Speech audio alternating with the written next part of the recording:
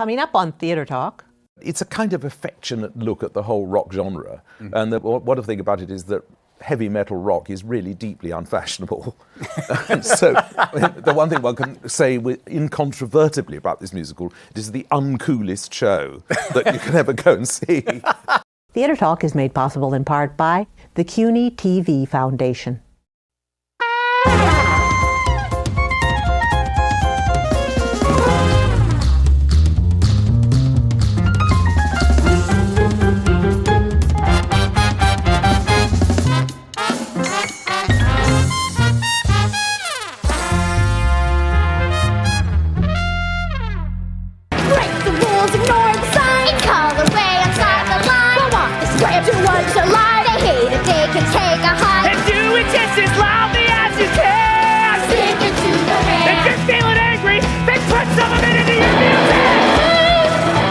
From New York City, this is Theatre Talk.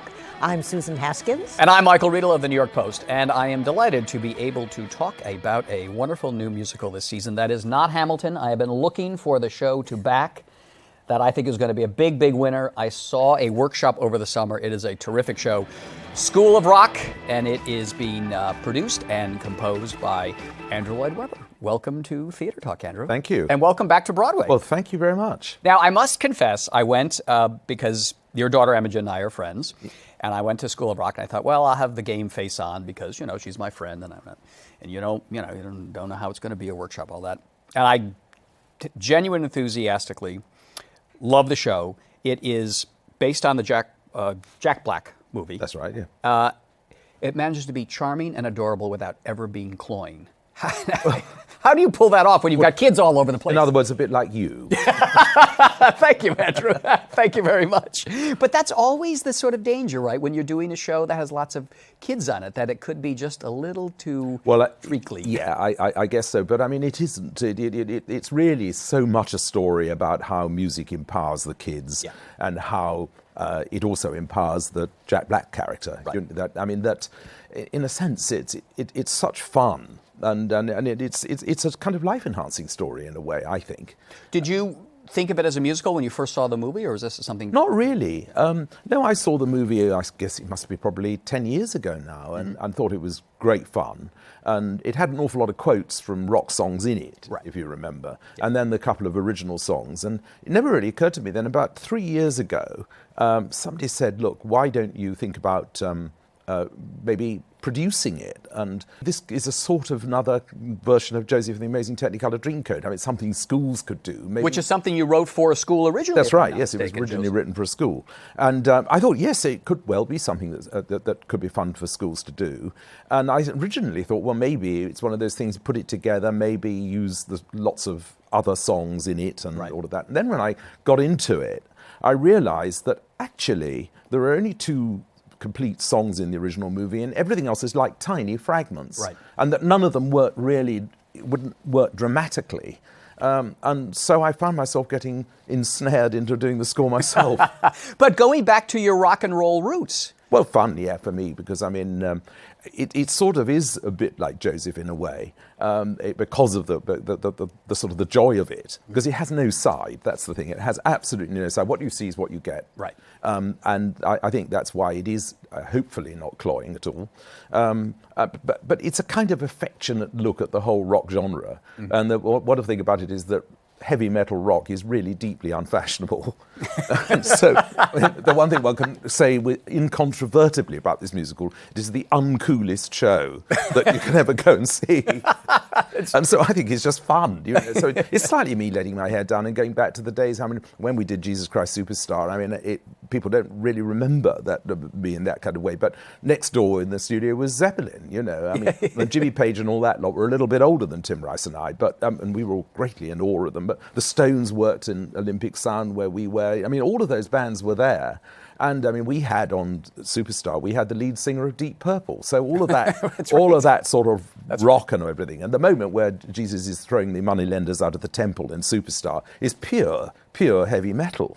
And people think, of course, Jesus Christ Superstar is a famous musical, but I remember talking to Tim that you guys, it wasn't in your mind to be a musical, it was an album, it was a rock. Well, yeah, I mean, what happened is that we'd written Joseph, and a lot of people said, why didn't you then take the story of Jesus Christ? And in fact, what made Tim want to write it was the thought that we could do it from Judas Iscariot's point of view. Mm-hmm. And so therefore immediately it took on a kind of slightly political tone, because it's really about Judas saying to Jesus, look, if this movement gets out of hand any further, then Rome will crush us. Mm-hmm. And it's the relationship between the two men. And we did try, I mean, we did talk about getting it produced in the theatre, but no one was interested at all. and what happened is we had the original song, which became Jesus Christ Superstar. It came out as a single with Murray Head in various countries of the world, including America and Britain, where it flopped resoundingly. But in one or two curious countries, I mean, quite why, it took off in a major way, like Australia and Brazil, it took off, and Holland. And it was enough for the record company to say, do you know what? This piece that they seem to want to do, there was one guy at the record company who said, we'll put up the money to record it. Well, of course, we had to think of the piece as something that would work if you only heard it. On a record. So I'll be honest about it. Superstar works at its best when it's in a rock arena and it's done as a rock concert. Staged, I mean, a staged rock concert. There's been one just recently, which was in Britain and in Australia, which was wonderful. I mean, it is a staged concert. But I don't think it works so well in a conventional theatre, because somehow it gets straitjacketed. I often wonder what would have happened had it been, had it sort of tried out in the normal way. Probably we'd never hear of it today. Somebody would have probably said, well, we need 36 bars to change the set here, and the whole energy of the whole thing would have gone out the window. Right. Going back to School of Rock, because I really love the score. I mean, a proper rock and roll score. But what I was curious about, when you look at the credits, Andrew Lloyd Webber, we do know that you write rock music. Glenn Slater, your lyricist, you've written before. Julian Fellowes. Ah, yes. Now, Julian Fellowes, one thinks of course, is Downton Abbey and Mary Poppins. I know he's worked on musicals before, and also an actor who I remember appearing in The Man with the Golden Gun. Remember Julian's brief acting days. Yeah. How does Julian Fellowes come to be the book writer for School of Rock? Well, I've known Julian for quite a long time, and he's a very skilled craftsman. I mean, one of the great things about Julian, and if you look at something like a Downton Abbey and everything, is that he's brilliant with storylines that all interconnect. And I felt with School of Rock that first, we needed that, because, you know, we are taking a film, and you're taking a film in the theatre to the theatre. You've got to rework it. It's a theatrical experience that we're giving. We're not trying to faithfully reproduce the film. Right. I mean, we're trying to keep the spirit of the film, of course, but you can't absolutely. It's got to be a music. Well, it's got to be its own thing. Yeah. And Julian is very, very clever at all of that, with storylines, children's backstories, their relationships, all those sort of things. But the funny thing is like, you know, Julian has a rock and roll past as well. He may not be evident in Downton Abbey, but you know anymore. But he's a writer, you know, and a writer can adapt to anything, and he completely identifies with the characters in there, and he's done a very clever job. Am I correct that the original movie was based on Jack Black? Oh yes, I think it's pretty much Jack Black and Mike White's baby. Yes, I mean, but I think the interesting thing about it is that whether it was intentional or not, but they kind of hit on one of those primal tales. Yes, they did. I mean, that's what it is. And it's a very strong central idea. And when you've got a strong central idea, then you do need a dramatist. I mean, we all know that the dramatic construction of a musical is the vital thing. Right. I mean, you know, if you've got a musical that doesn't really work construction-wise as a story, you could have written Some Enchanted Evening and nobody will ever remember it, because it's just one of those things. And I know through shows where the construction of the show's not been right, that things, you know, get buried and lost. And so it's really vital to have somebody there who knows how to fashion and craft a story. And particularly with something like this where there's a lot more script. I mean, look, this is slightly off-duty me, because I've just had a lot of fun, and I make no claims for this whatsoever as anything other than as a bit of fun. But there's a lot more dialogue than there is in most of my shows. Right. I've also noticed, because in the past we're using the Andrew Lloyd Webber presents, the big Andrew Lloyd Webber, the name bigger than the title. But you have deliberately, it seems to me, kept yourself sort of below the title, if you will. It's not Andrew Lloyd Webber School of Rock. I feel I'm the sort of steering it, the work of somebody else in a way. I mean, it's still the Mike White movie. I mean, it's what he wrote, and hopefully we've been very, very true to that. Mm-hmm. And I don't want people to sort of think that this is a great, it's some great huge new thing by me. It's just me having a lot of fun, mm-hmm. and doing something that I really actually care about, which is doing something for these kids. Right. I mean, music in education is a vital thing, and these days where the people cut back on the arts, certainly back in Britain they have been, and I know similar things have been happening in schools here, people forget how important music is. Mm-hmm. I mean, I've been involved with a scheme in Britain where we took a school. I got involved with a school which was, I mean, frankly, off the radar. It was a sink school it was what you would call a public school, mm-hmm. but in a very, very deprived area. 46 different languages spoken in the school, and it was literally going to be closed. Mm-hmm. And they did this experiment, which was that every child arriving in the particular year where the experiment was conducted was given a free violin. And in many cases, it was the first thing these children ever owned. For a week, they were taught how to play the violin. And from then onwards, music in some form became part of the curriculum. The consequence was that everything to do with math improved, everything to do with understanding language. It was extraordinary. Last year, they got their first place at Oxford University. And the school is now, totally reversed. Mm-hmm. And we've been trying that now, and I now have 3,000 kids who have been given free instruments and this and the other. And you provide the instruments? And I provide them, and we provide music tuition now for them through their entire school life. Mm. And I mean, it is so rewarding because you see what happens. This is not to try to turn them into musicians. It's not to try and make them professional musicians, but it's not for nothing really that in certain areas music is banned because people don't like the good effect that music can have. I mean, you can think of certain organisations around the world who do specialise in making sure that music is nowhere a part of it. So, School of Rock for me is, one of the reasons I very much want it to go immediately. We've sort of set it to schools and colleges here, and everybody is because I want it to be performed by schools. Mm-hmm. Mm-hmm. I think it's important. Mm-hmm. That's the new generation who may or may not find what we love as theatre nuts, but they may or may not. But music can lead them somewhere else. But it can lead them in so many ways to empower people. That's all I really want from School of Rock, is that it just entertains and brings kids to music. One of the things I like so much about the workshop that I saw over the summer was you haven't cast kids who are professional actors, if you will. You found kids who play instruments in their school. Yes. I did not personally see 22,000 children, but I did see the last sort of 30 of them, and they have to be able to play.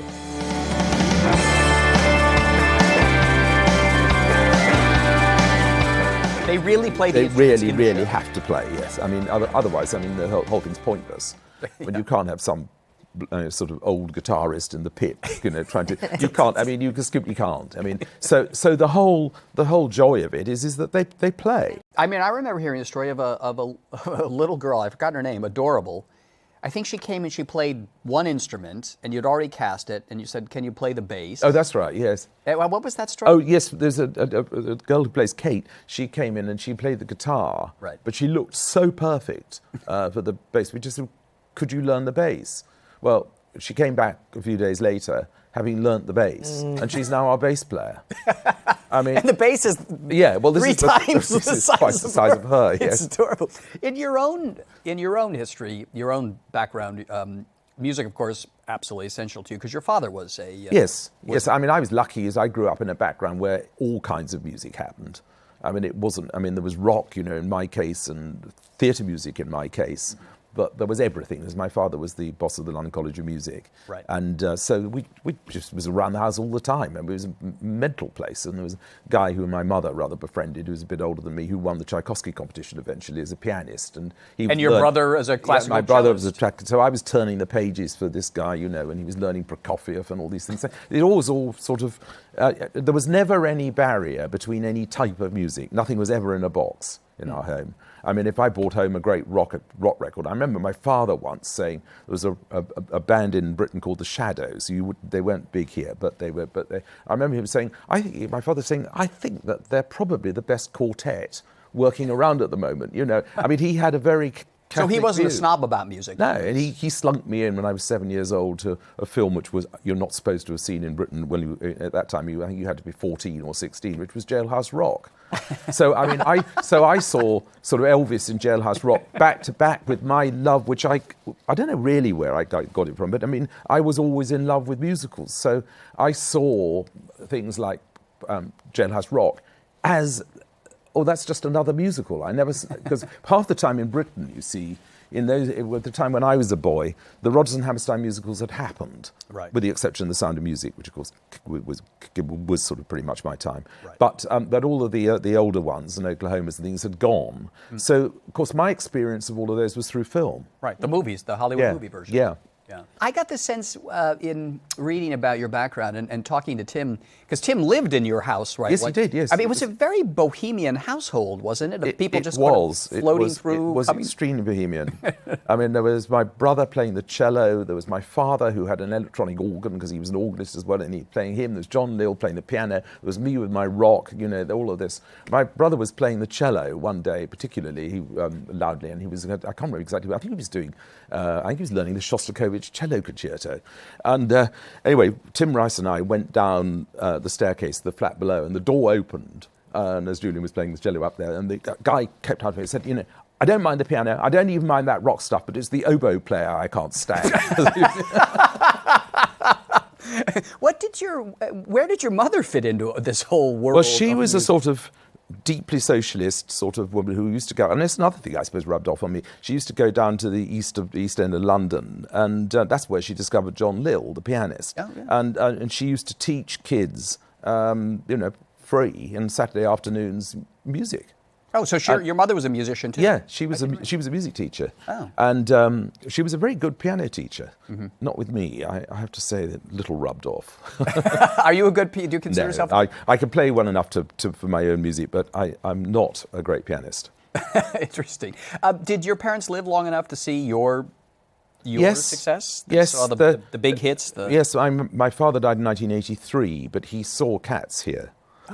So he did come to Broadway for that, and that was the last one he saw. It's quite interesting because he was quite a high romantic, and he loved all his Rachmaninoff and all of those things. And I would have loved to have known what would have made of Phantom of the Opera, quite honestly. Which is your romantic musical. Well, which was my big, romance. Yes. I did want to ask you about Phantom because I went to a screening of the Lon Chaney movie. In the United Palace Theater up in Washington Heights, which is one of these grand old movie palaces. Yes, I know it. Yes, yeah, beautiful. Yeah, and there's a new print of the Phantom of the Opera. Yeah, and there were a couple of cast members from your show who sang a song afterward. And what I was struck by was that until your version of the Phantom of the Opera, I always thought of it as a horror movie. Yes, Lon Chaney is a scary ghoul. Yes, so did I. In fact, what happened was when I was engaged to Sarah Brightman, she was offered the role of Christine in a version of it that was going to be done at Joan Littlewood's theatre in the Theatre Royal Stratford East. It was going to try out in Newcastle, and it was written by a guy called Ken Hill, who's dead now, sadly. And it was a sort of jokey script. It was a sort of half horror movie, half, dare I say, Rocky Horror Show, really. With a camp element. Yeah, it was a bit like that. Yeah. And they were going to use real opera, and I said to Sarah, well, you could do it for fun, but it never occurred to me there was anything remotely for me. But then Cameron Mackintosh and I thought, do you know what? It might be quite fun if we got involved with and we just maybe produced it together and did it, as a fun piece, and that was the end of that. But because of the Rocky Horror Show putting ingredient of it, we got in touch with Jim Sharman, who directed the Rocky Horror Show, because Jim Sharman had directed the Australian and London version of Jesus Christ Superstar. And Jim said to me, he said, well, you should do it. I said, you've got to be joking. So end of story. A year later, I was in New York, and I was doing nothing in the afternoon. Well, I was going to go to the Tony Award, pre-Tony Award thing for the nominees, right, for a musical that I can't remember which one it was, but one which was definitely no way I could possibly ever win it. And I was thinking, all right, anyway. And as I'm walking down Fifth Avenue, there was one of those bookstores, and I saw The Phantom of the Opera, and I thought, I'm not doing anything. So I read the book in the afternoon. And as it happened, at the Tony Award thing, I ran into Hal Prince, who I hadn't seen for a long time. And Hal was, for a musical, was definitely not going to win anything either. Remember, like Grind, the year of Grind or something. It might have been, or A Doll's Life, or one of those things. Yes. And I mean, it was something in mind that was definitely not going to happen. And so we went and had a drink afterwards, and I said, I've just read this book called The Phantom of the Opera, and it's completely different to what I thought it was, because it's very confused, the book. I mean, it can't make its mind up whether it is a horror story or a detective story or a romance or high romance. And the last line of it is that when the Phantom's body was apparently exhumed or something, that on his finger was discovered Christine's ring. I thought, ooh, hang on. So Hal said, well, why don't you have a crack at doing it? And I said, Hal, you don't do high romance. He said, I think it's time I did high romance. And I said, well, I think it's time I did high romance, so I'll have a crack at it and see what happens. And that's exactly what happened. Now, on School of Rock, I thought it worked so well in the Gramercy Theater, which is smaller. Do you ever worry when you take something that is rather an intimate show and you've got to move it to a big Broadway theater? This always is the big... That's always the problem, right? Always the problem. I mean, one of the things, as we all know, is that very often a show will work in a small space and you think it's kind of the best thing you've ever seen, and then it goes into the bigger space and it doesn't work for some reason. I mean, I'll know sort of when we preview on Monday. Well, how do you prevent that from What happening? theater are You've you done in? this at the Winter Garden. We're in the Winter Garden. And You've had a little success there before. well, the thing about the Winter Garden is that, yes, like it's a big Broadway theatre, but one of the reasons I was very pleased and thought that it would be the right one for us when it was offered is because Cats had the similar problem. And I mean, we've obviously got children, and it's the question of the intimacy and the relation of the house with the children. And although it's a big house, you can come forward because of the odd shape of the Winter Garden. It used to be a horse ring. That's right. It was an auction house, wasn't it, for horses? Yeah. I mean, we don't come much forward, but you can have much more contact with the audience there because of the shape of the building than you can in quite a few. And so that was a really powerful reason for going to the Winter Garden. But having said that, yes, it's got a big design. It has to. We have to wrap it up, but I'm just curious, what is Andrew Lloyd Webber listening to at the very first paid performance of his new show? Are you at the back of the house? What are you watching? I've got another role here, as well, obviously being the producer as well. And one of the things, actually, this is the first time I've ever produced anything on Broadway, and certainly the first time I've ever produced anything original, started anything here. One of the things that I always take away from Hal Prince is something he told me when I was a very young man, long before we worked on Evita, which he said, Andrew, you can't listen to music if you can't look at it. You can't listen? You can't listen to music if you can't look at it. What he meant was the stage picture was wrong, that psychologically you can't take it in. So one of the things I'm looking at right now is does it look right? I mean, it doesn't have to look expensive. I'm not saying that. Right. It's got to look right. Right. And I've been bitten by that with design. I mean, I'll be frank, the London production of my Phantom sequel, Love Never Dies, didn't work. A lot of it is because it didn't really happen as a production. And the Australian production, which is hopefully now going to come here in some guise. Which I saw in a film version, which was very good. Well, it is very good, but the reason is that the production fits it. Go back to Chicago. Do you remember the original production of Chicago? I'm a bit young for that. Yeah, well, the Fosse one. Which I did see. You saw it, yeah. And it sort of didn't quite work. But given the other, the production, which would then became, the one that went around the world, out of the revival, that was totally different. Yeah. And it worked because it was right for it. Yeah. I always thought one of my favorite scores of yours is Sunset Boulevard, but that Broadway production, while beautiful, Trevor's production, it almost seemed too big for what is essentially a very intimate story. Well, it's it's been done now many times. Glenn Close is doing it in London at the English National Opera, which will be very interesting to see. And I think it'll probably get filmed now, which is exciting. But yes, again, that's now been done in many other different ways now.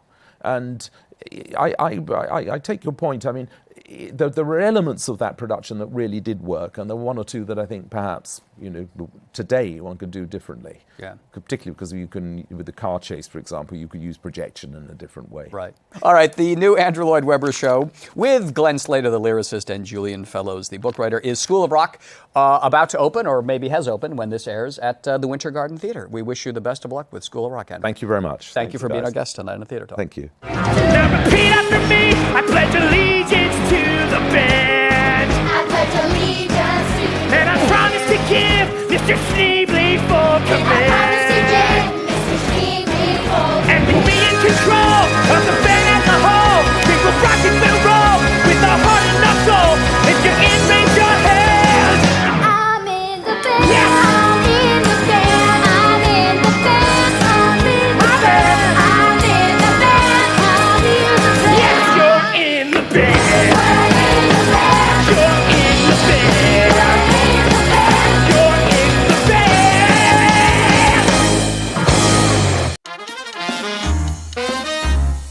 Our thanks to the Friends of Theatre Talk for their significant contribution to this production. Theatre Talk is made possible in part by the Frederick Lowe Foundation, the Corey and Bob Dinelli Charitable Fund, the Noel Coward Foundation, Carrie J. Fries, the Dorothy Strelson Foundation, and the New York City Department of Cultural Affairs. We welcome your questions or comments for Theatre Talk. Thank you,